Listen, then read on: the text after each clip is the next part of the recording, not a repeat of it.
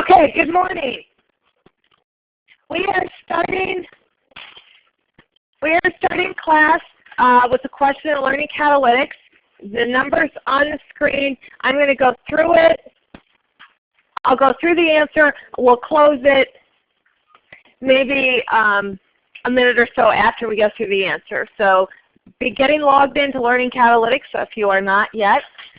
Just some announcements here. Chapter 10 homework is due this Saturday. Section 3 also has a regular quiz.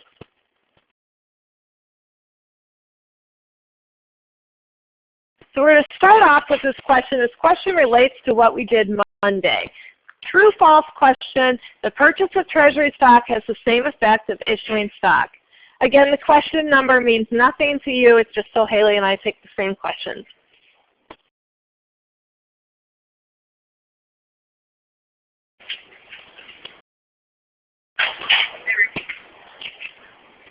New accessory?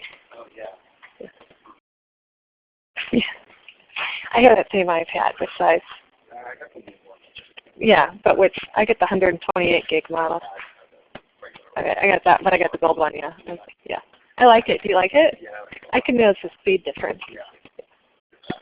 Yeah. Sorry, I digress. Okay, the purchase of treasury stock has the same effect as issuing stock. True or false? Again, we're going to close this question in about a minute. Okay, so you can put the timer on. Haley's going to close it in a minute. So if you're just getting here, you've got a minute to get signed in. The purchase of treasury stock has the same effect as issuing stock. That's false. It is actually the opposite of issuing stock. When we issue stock, we are getting cash. We're giving out stock. If we purchase treasury stock, we're giving out cash and getting our own stock back. So they are exactly opposite. Okay, so stockholders' equity. So today what we're doing is we're talking about dividends and stock splits and stock dividends and retained earnings and all those good things.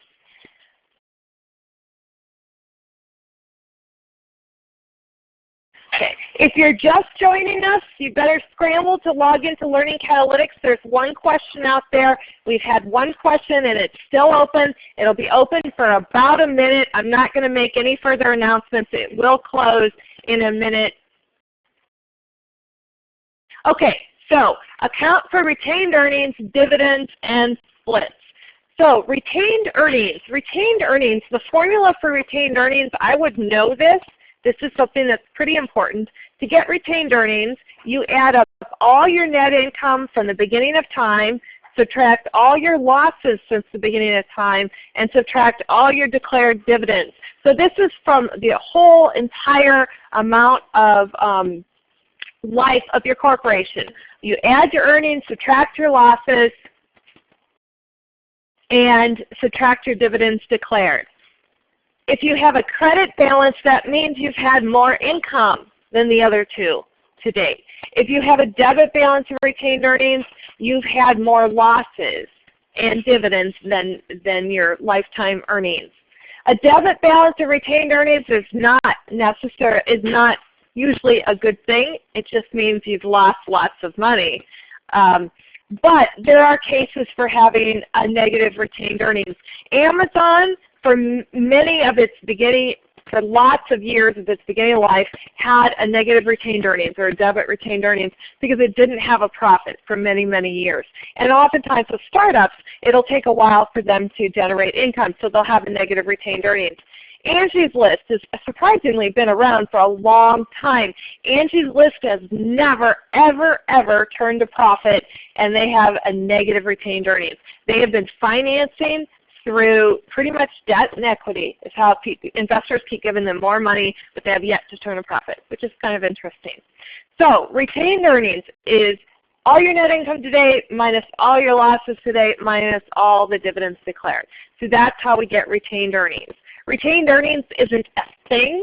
It's more of a balance of this accumulated, how much have we earned less, the losses and the dividends. Okay, now this question of should the company declare and pay cash dividends, we are not going to be able to answer that question, but we can put some conditions on it. Dividends are a distribution by a corporation to its stockholders. Usually you have earnings. It's usually based on earnings. If you have a really good earnings year, you'll maybe declare a dividend. Dividends can take one of three forms. They can be cash dividends. Those are the most common. We can have a stock dividend, which we'll talk about today, or we can have non-cash assets. We could, in theory, distribute our product as a dividend. So the next slide we'll talk about what you need to be able to declare a dividend. Okay, so we never have to declare a dividend, but there's certain conditions that have to be met in order for us to declare a dividend. Dividend theory can be an entire class, like why do corporations declare dividends, when do they, when should they? So that's beyond the scope. We cannot answer that question about if a corporation should declare a dividend or not. But if they are going to declare a dividend, they have to have two things. They have to have enough retained earnings to declare the dividend. So the retained earnings has to, so Angie's List has never declared a dividend. And have to have enough cash to pay the dividend. So you need cash to pay it, but you need to have enough retained earnings to declare it as well. How a corporation declares a dividend is the board of directors votes on it. So the board of directors decides we're going to pay a dividend. The company is not obligated to pay a dividend. There is no liability or obligation to pay a dividend until it's declared.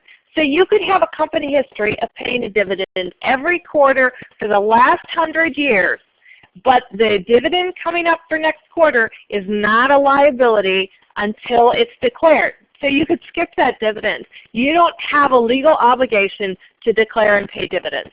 It's not a legal obligation. There are three relevant dates when we talk about dividends. There is a declaration date. The declaration date is the date the board of directors declares the dividend. So it's the day they voted on it. It's the day they said, okay, we're going to pay a dividend. On that day, the dividend becomes a liability. Then we have the date of record. The date of record is when we declare this dividend, we have to say, as of this date, everyone holding the stock will get the dividend. So the board of directors will pick a date. So let's say our board of directors meets on Halloween, and that's the date of declaration. They declare a dividend. And they say, everybody, shareholders of record on November 10th will get the dividend. So that means if you hold the stock at the close of business on September 10th, you will get the dividend. If you don't hold it then, you don't get the dividend. So you have to be the holder of record on that date. They do this because we can't declare and instantly pay a dividend. There's a declaration date, there's a date of record, and then the payment date comes sometime after that. If we declared a dividend for a record date of November 10th, our payment date may be November 20th. But when the stock trades, you'll see that it creeps up to that date of record because everyone knows, all the investors know that they're going to get a dividend with that share of stock if they buy it. So that's priced into it. Okay, so those three dates, we'll see those a little bit later. Again, okay, so an example. So this is an example of the declaration date. Cash dividends. On June 19th, the board of directors declares a $50,000 cash dividend. Okay, so the board of directors declares a dividend. On the day they declare it, it becomes a liability. So we're going to debit retained earnings and credit dividends payable. Sometimes this debit to retained earnings can also be, right here, we might debit dividends. There's an account called dividends, which reduces retained earnings. But we're just going to go straight to retained earnings here. So we'll debit retained earnings, credit dividends payable. The effect on our business of doing this, of declaring a dividend, is to increase liabilities and reduce stockholders' equity. That's what's happening. So that's the date of declaration. These journal entries, excellent items to have on your review sheet. Now they had a date of declaration in there. and it's not specifically stated here. We don't do anything on the date of declaration. It's simply we know the date of declaration, but it's not recorded. There's nothing that happens financially on the date of declaration. It's just saying this is the date where we're capturing all the names of who gets the dividends. So this is the declaration date. That's followed by the payment date. On July 10th, the company paid the dividend declared. So when we pay it, we're going to debit the liability. So we're going to debit dividends payable, and we're going to credit cash. And so what we're doing here is we're reducing assets. The cash is going out, so we're reducing our assets, and we're also reducing our liabilities because we don't have that liability anymore. The date we declare it, we have the liability. The day we pay it, we offset that, we get rid of that liability.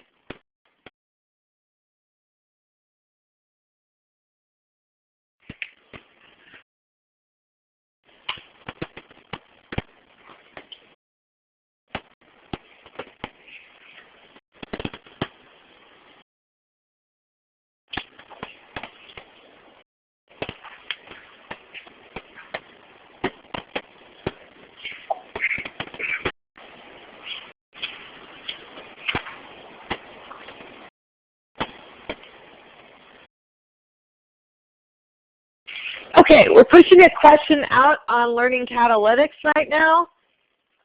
You have it out.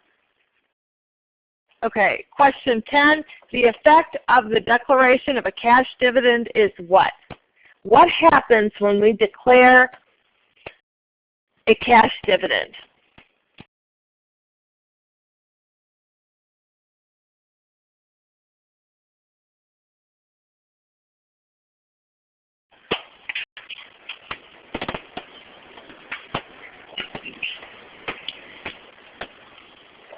So you can look back at the journal entry for declaring a dividend and look at what happens when we declare that dividend.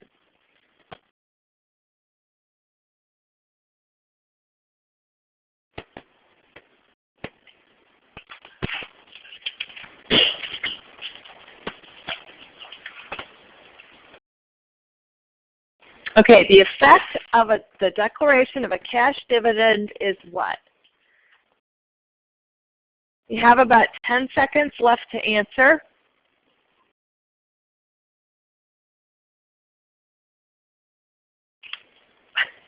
Cue up the Jeopardy music. Yes. Okay. And it's an increase to liabilities and a decrease to stockholders' equity. What's happening here is we're setting up the dividends payable and we're reducing retained earnings. So we're debiting retained earnings, crediting dividends payable.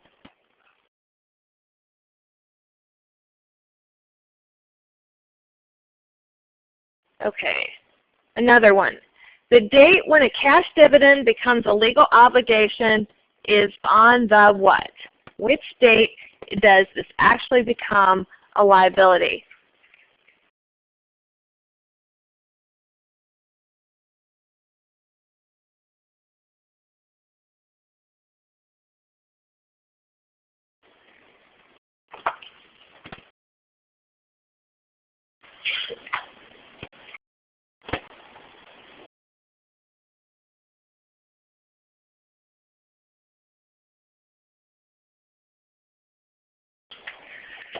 Okay, the date when a cash dividend becomes a legal obligation is on the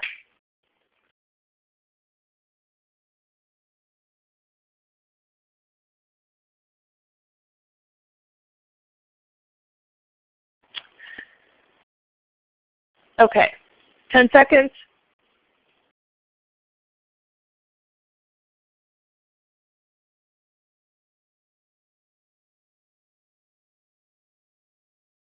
Okay, the date when a cash dividend becomes a legal obligation is on the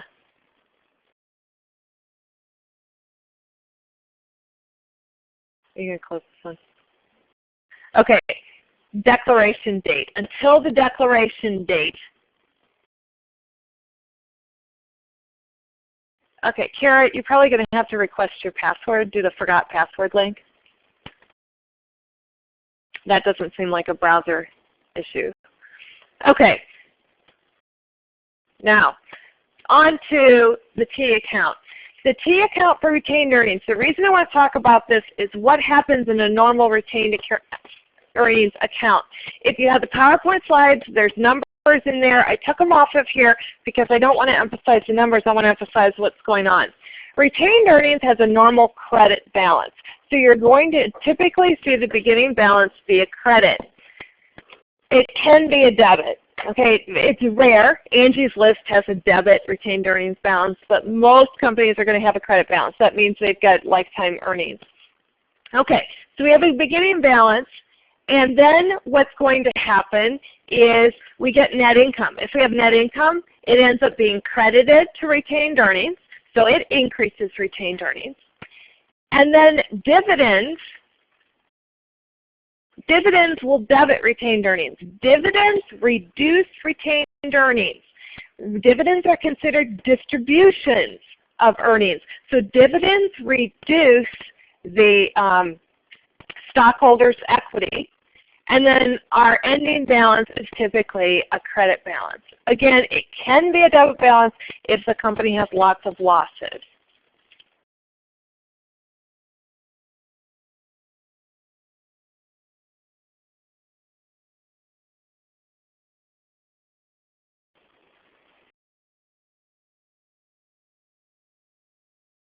Okay, preferred stock. So up to this point, what we've talked about kind of applies to preferred stock as well, but there's a couple extraordinary circumstances related to preferred stock. Every single company has common stock. Every company has common stock. A few companies have preferred stock, not a lot, but enough that we need to be aware of it. Preferred stock is always paid a dividend before common shareholders get any. So you don't have to pay a dividend on preferred stock, but if you want to pay anything to your common shareholders, you have to pay your preferred shareholders first. The dividends on preferred stock are stated as a percent of par value. So later on we're going to see a question that talks about calculating the preferred stock dividend. It's going to be a percent of par value. Okay, so it's going to be the same amount over and over, or it's going to be stated as a dollar amount. So it's going to be 25 cent preferred stock, meaning it pays 25 cents every time. Well, you'll have a 4% preferred stock, and that just means 4% of the par value. That's the dividend. A preferred dividend never changes. It's fixed throughout the life of it. Even if the company does wonderful, if it's making buckets and buckets of money, the preferred dividend never changes. Preferred stock may be cumulative. When we talk about cumulative, that means anytime we pass a dividend, meaning we don't declare a dividend, then if the preferred stock is cumulative, then that kind of keeps building up. Before we can pay our common shareholders, we have to pay all the past dividends on preferred stock. If we have past dividends, they are called dividends in arrears, and that's the term for them. Dividends in arrears are all the accumulated past dividends on preferred stock. And we call this almost debt. That is not a technical term by any means, but if we have cumulative preferred stock, we don't have a liability to pay those dividends, but all those past dividends on the preferred stock add up, and we cannot pay our common shareholders a dime until we pay all those past dividends on preferred stock. So it's not a liability, it's not a debt, but it almost is, given that we can't pay our common shareholders anything until we get the preferred ones paid off. So preferred, it's known as preferred because they have preference as to dividends, right? They get their dividends before common get anything. Preferred have to be paid. If we liquidate, preferred have to be paid first. Okay, then we have another kind of dividend. So we've done common stock, preferred stock. We've talked about cash dividends, either case. Now we talk about stock dividends. Stock dividends are a proportional distribution of stock to shareholders. What that means, if we declare a 10% stock dividend and you have 10 shares of stock, we're going to give you one more share of stock. What we're doing is we're simply divvying up the pie. Everybody gets the same percentage of extra stock. So it's like taking a pie that was cut into 8 pieces and making it cut into 16. It doesn't change the size of the pie, doesn't change anything. It's just a stock dividend. Then when we do this, we increase our stock account, decrease retained earnings. So we're offsetting each of them, so it has overall zero effect on stockholders' equity, on total stockholders' equity. And the reason that we do stock dividends, that companies will do stock dividends, is they want to continue dividends. They want to give the shareholders something, but they don't have the cash. So they say, we'll give our shareholders a stock dividend because then you feel like you're getting something. You think, well, gee, I'm getting another, now I've got 11 shares of stock instead of 10. But it really doesn't have a big impact on the stock price or anything. It can reduce the market, well, it will reduce the market price of stock because investors will look at this and say, well, gee, we have 10% more shares of stock out there. Nothing was done to create any value, so the stock price is going to fall a little bit. And maybe they want their stock price to be a little bit lower. So the theory is the lower the stock price, the more people can afford it. If you have a high-priced stock, a lot of people can't afford it. And actually, there is a stock dividend, can be a small stock dividend or a big stock dividend. This is a little fact to put in the margin of your reference sheet somewhere. You may see it somewhere. The stock dividend, if it's 25% or less when we record this, back to when we're doing this increase the stock account, when we talk about recording, when we talk about the increasing the stock account and decrease retained earnings, we're going to do that for market value. If it's 25% or less stock dividend. If it's more than 25% stock dividend, so we could give a 50% stock dividend, then we're going to use par value to record it. So it's just a matter of, that's a little note to put off to the side. Not hugely important, but it's easy points if you see a question on that. If you have stock dividend of 10%, what do you record it at? You record it at market value. That's it.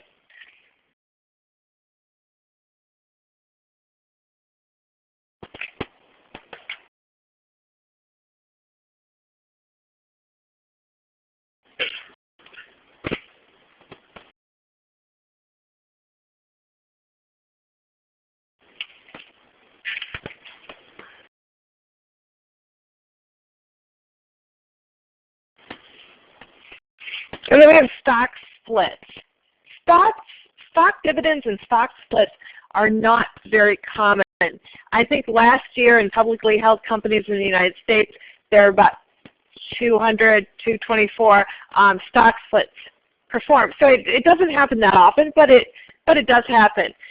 Stock split says, let's just split up the stock. So instead of having a percentage, we're just going to split it. A common way to do a stock split is a 2-for-1 stock split. So if you have 1 share of stock after the stock split, you would have 2. Everything's divided by 2. If the stock before the stock split had a $1 par value, after the 2-for-1 stock split, your par value is going to be 50 cents. It decreases the market price of shares because now you're going to the market, you're saying, wow, we had 100,000 shares, now we have 200,000 shares. So your share price basically gets divided in half. There are no accounts affected. A stock split doesn't impact, we don't do any journal entries for it. All it is changing the number of shares outstanding. Now I have the Apple logo up here because Apple did something very interesting in June of this year. Apple actually, in June, prior to the stock split, Apple stock was trading around $694 a share. Okay, so Apple up to this point has been fine with this high share price. But the thinking was that that was closing out the smaller investor. What about the investor that wants just 10 shares? The investor, if the investor wanted 10 shares of Apple stock before June, they're going to be having to hand out close to $7,000 to do that. So they've done studies, and if your share price is lower, more people can afford your stock, so more people would buy it. So Apple's got this stock price of $694. So Apple does a stock split, but instead of a 2-for-1 stock split, they do a 7-for-1, which is really unheard of. I mean, they can do it. Certainly it's legal. But what they did is a 7-for-1 stock split. So if you had 1 share of Apple stock at the beginning of June, by the end of June you had 7 shares. So they just divided everything by 7. Now, Apple, interestingly, has done 4 stock splits since they were formed. Apple was formed, publicly incorporated, in December 1980. So since that time they have done 3 2-for-1 stock splits and 1 7-for-1. So 1 share of stock in 1980 would now be, I think, 56 shares just from stock splits. But then the market price has also changed. So if you had 1 share of Apple stock, this is just a piece of trivia, back in 1980 that you would have paid $22 for its initial offering.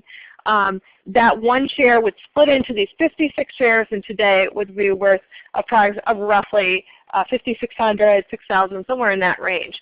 So, but stock splits do not impact your books at all. Stock splits, just changing the number of shares outstanding, the market price adjusts also. There's also rumor that Apple wanted to get its stock price down far enough to be included in some of the indexes, like if you read about the Dow Jones index or the S&P index. Apple wanted to be in those, and the one that they wanted to be in particular only has 30 stocks in it, and it doesn't adjust for the different market prices, and the stock is generally in there $100 a share to $200 a share. Apple, being close to $700 a share, was never going to get in that index because they would weight it too heavily. And do they need to be in the index? Absolutely not. It's just a prestige thing, so they cut their stock price. So now they're trading down. Actually, they did the stock split. They were trading around $94 a share. So, and once they do that, they have to go back and restate earnings per share and all those good kinds of things, knowing that now they have 7 times as many shares as they started with.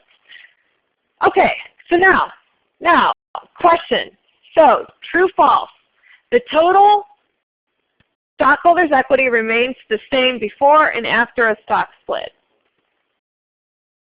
If you want to find information on Apple, the best way to do it is download their 10K, their annual report, and all this information is disclosed in there. And then some of the rumor, I was just picking up things that were written in the financial press about Apple. So total stockholders' equity remains the same before and after a stock split. True or false?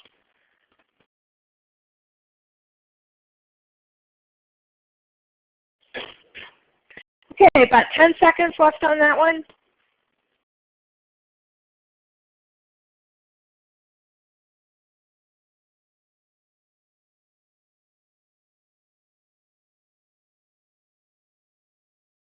All the questions, when you see a question up, assume it's Learning Catalytics. We're just doing this because they display better.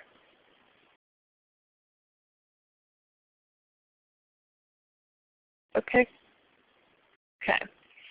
And this is true. Total stockholders' equity is not impacted by a stock split at all.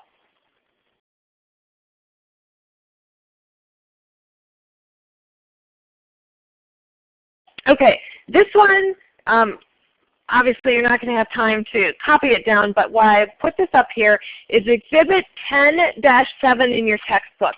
Excellent exhibit. This is something I would put on my sheet for sure. This is a really nice summary of the effect of different types of stock transactions on assets, liabilities, and equity. I can't tell you how many different questions I could write over this information. So for example, the first line, if we issue stock, assets will increase, liabilities will have no effect, and stockholders' equity increases. So this is a really nice way, instead of reinventing the wheel every time, here's a summary of what the impact is of each of these items. So this is a really nice Exhibit 10-7 in your textbook. If you want to come back later and grab a screenshot of it, it will be there. But yeah, this is a really nice summary, so make note of that.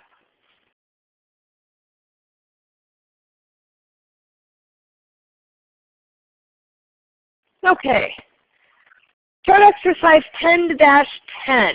What we're doing here is we are going to earn, it tells us We earn net income and some other facts. What we're doing is we are accounting for cash dividends.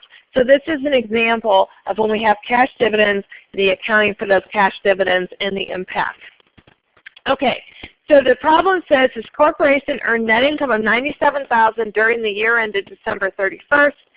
December 15th, the company declared the annual cash dividend. So that's the board of directors. When they say the company, it's the board of directors that declares dividends. And we have two dividends being declared. We have a 6% preferred stock dividend. 6% preferred stock means 6% of the par value, by the way, and a 14-cent per share cash dividend on the common stock with 36,000 shares. So then they paid the dividends on January 4th. So we're going to have, first of all, declaring the cash dividend. So when we declare the cash dividend, there's two parts to this. We have the preferred dividend and we have the common dividend. So the preferred dividend is going to be 6% of the par value. So 6% of $200,000. That's the preferred dividend. Then we have to add that to the common dividend. The common dividend is going to be the 14 cents per share times the 36,000 shares. So what we're going to see there is we're going to have a retained earnings debit. The first $200,000 times 6% is the preferred dividend. 36,000 shares times 14 cents is the common dividend. So our total dividend is $17,040. We credit dividends payable, so there's our liability.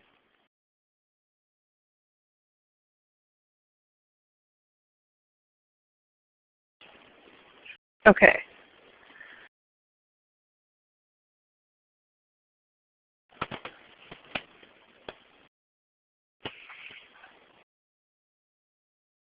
So again, this is one of those two entries that we talked about when we have dividends. We declare the dividend, this is the declared dividend, and then we can pay the dividend.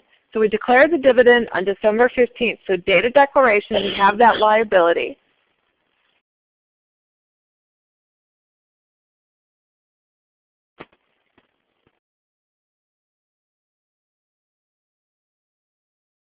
Okay, and then the second entry here, paying the cash dividends on January 4th. So when we pay the dividends, we already know there's $17,040. So we're paying the dividends, so we're going to be crediting cash and debiting the liability because we no longer have that liability. So we're taking out the liability.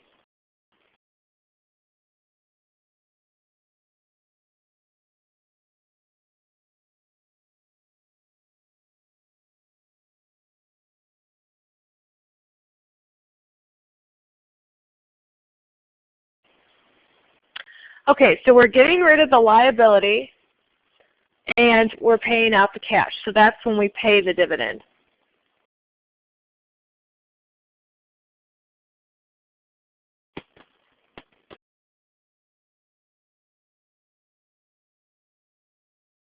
Okay, now on this screen, those are those two entries that we just had. So this isn't anything new. But what we're going to be doing is we're going to be answering this last question about did retained earnings increase or decrease during the year, by how much? So to do that, I need to look at these two journal entries. So I'm going to be using some information. First of all, that retained earnings debit there. When we declare dividends, retained earnings decreases. We're debiting retained earnings, declaring the dividend reduces retained earnings. Okay, so when we're being asked did retained earnings increase or decrease during the year, we have a declared dividend. We also, this is a sleeper. This one's hard to see because you don't realize it's there. Think about what else happens to retained earnings during the year. During any given year, retained earnings is we're going to have income or loss. And if you look back at the very first sentence of here, it tells us that we earned net income of $97,000. So what we've got here is we've got $97,000 increase in retained earnings, and then we have the dividends declared of $17,040 reducing retained earnings. So when we calculate what the effect of retained earnings is we would have $97,000 net income minus dividends of $70,040 gives us an increase in retained earnings of $79,960.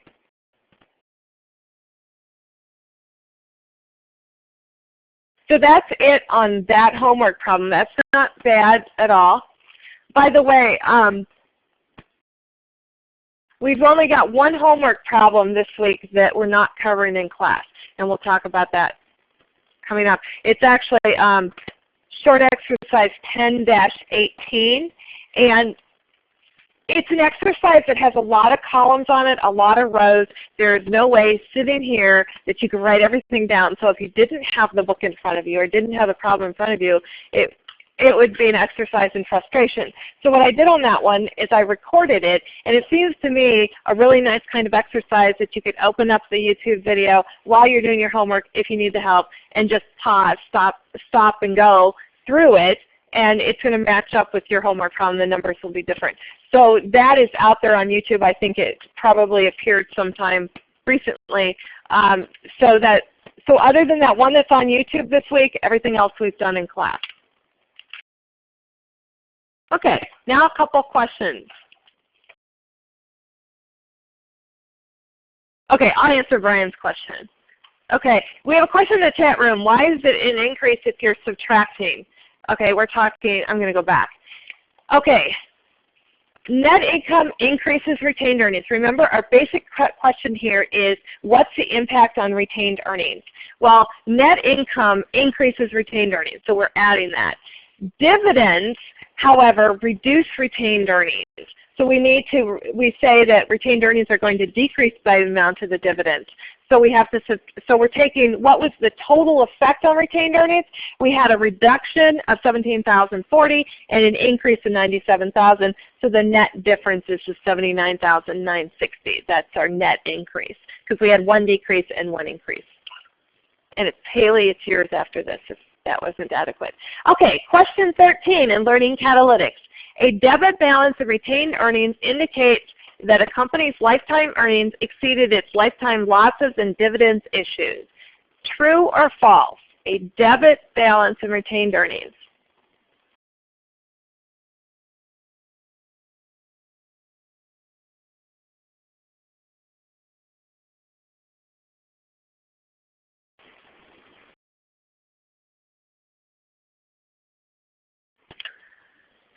Okay, a debit balance in retained earnings indicates that a company's lifetime earnings exceeded its lifetime losses and dividends issued. True or false? 10 seconds left.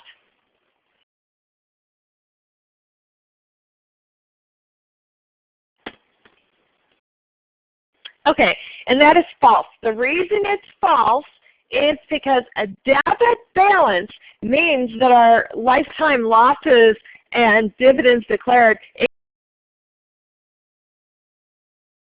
exceed our lifetime earnings. A debit balance and retained earnings means you have lots of losses, basically, or not very much earnings. So that one's false.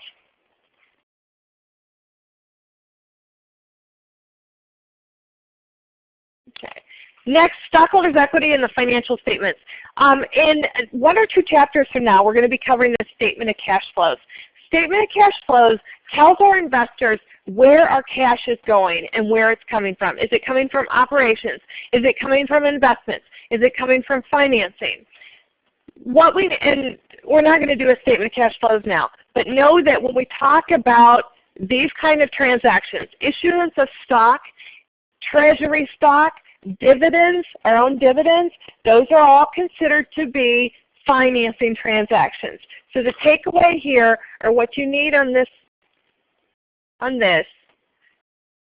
is these are financing transactions on the statement of cash flows. So when we issue stock, when we buy our own stock back, when we pay dividend, when we declare dividends, those are all considered financing transactions. There's 3 groups of transactions on the statement of cash flows. We'll see the other 2 groups when we get to that chapter coming up.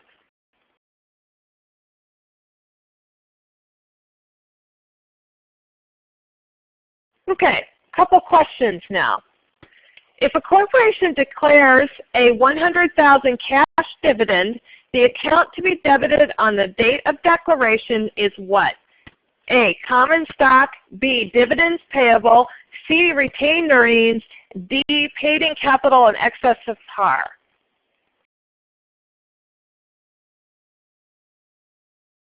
So we're declaring a cash dividend. You're looking at what happens on the date of declaration.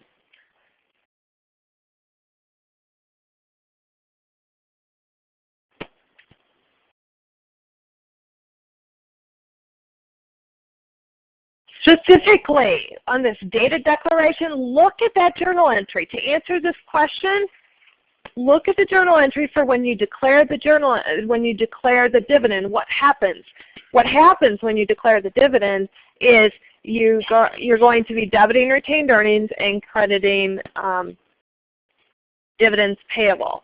So the account to be debited on the date of declaration, 10 seconds to get your answer in. We only need to worry about the financing one right now, Ryan. Financing is what's in this chapter. We're going to see the other two in a later chapter.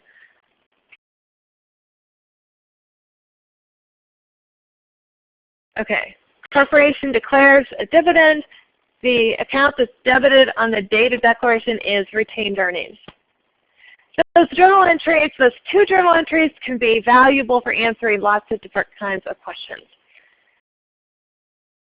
Okay, another one. When preferred stock is cumulative, so that's a characteristic, possible characteristic. Preferred dividends not paid in a year are what? Are they distributions of earnings called dividends in arrears, a liability, or never paid to the preferred stockholders?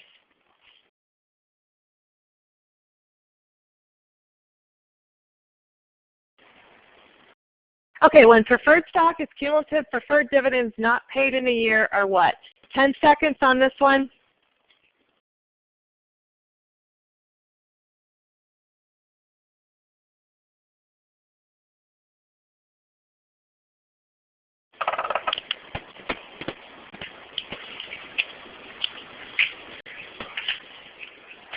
Okay, called dividends in arrears. The reasons the other answers are not correct. Preferred dividends not paid in a year are not distributions of earnings because we haven't declared them. We haven't done anything with them. They're not a liability because until we declare them, they are not a liability. And then never paid to the preferred stockholders, they can be paid if it's cumulative if we declare a dividend. So the answer is dividends in arrears. Okay. One more question now, and then we're going to go over to a homework problem. Before a company can pay dividends to the common stockholders, the owners of cumulative preferred stock must receive what? The current year's dividends, but not dividends in arrears. B, neither the current year's dividends or dividends in arrears. C, all dividends in arrears plus the current year's dividends. Or D, all dividends in arrears but not the current year dividends. So what do the preferred have to receive before common shareholders can receive anything?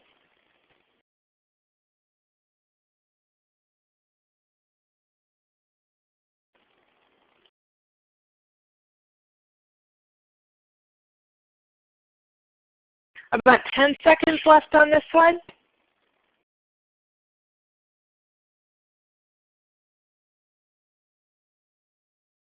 Okay, the preferred shareholders, if this is cumulative preferred stock, the preferred shareholders have to get everything in arrears and the current year dividend. They are not, the common shareholders cannot get anything until the preferred are fully paid up.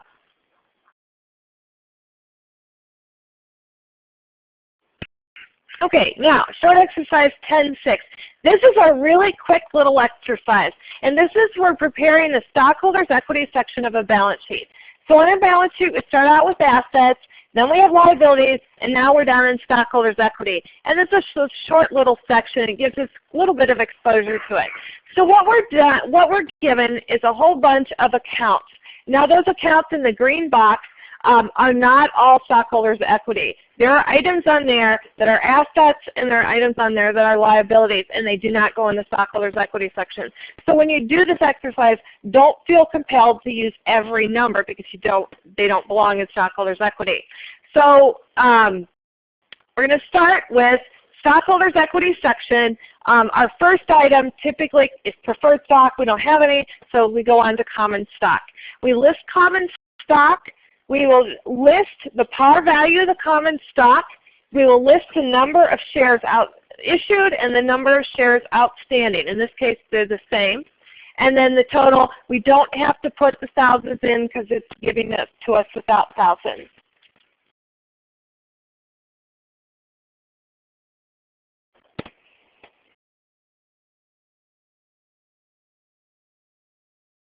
Okay, next item down, paid-in capital in excess of par. So our basic statement follows the plan that we do, our paid-in capital, and then our retained earnings, and then other stuff. So paid-in capital, retained earnings, and other stuff. So common stock is paid-in capital in excess of par is paid-in capital. So we're just going through and picking out what belongs on our statement.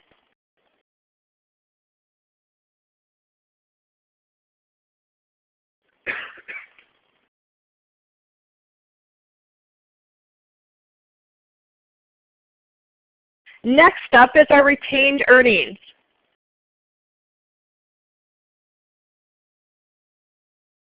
And then finally, this one's kind of not very common, but we're given in the table this other stockholders' equity, and it's negative. It's telling you in brackets it's negative, and that just means we have to, for whatever reason, this item is being subtracted. So that's an other item, so it goes down below retained earnings. So other stockholders' equity, the minus 27, and then we can simply add our column up and subtract that negative item. And those are the only items from that big list up top that are actually stockholders' equity. Up there you see some long-term debt with liability. You see expenses up there. You see revenues. So there's things up there that do not belong in stockholders' equity. So the big key is picking out the things that do.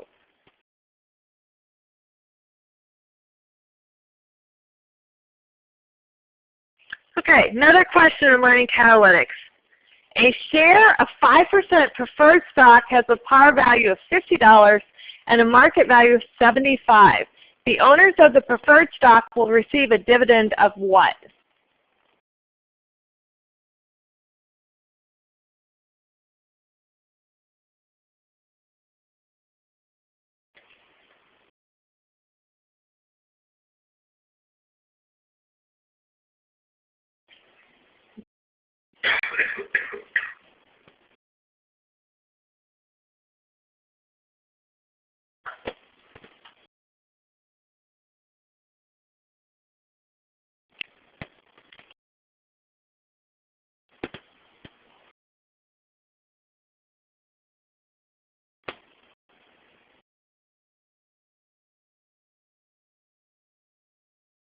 Okay, a share of 5% preferred stock has a par value of $50 and market value of $75. The owners of the preferred stock will receive a dividend of what? We're going to close this in about 10 seconds, so get your answer in.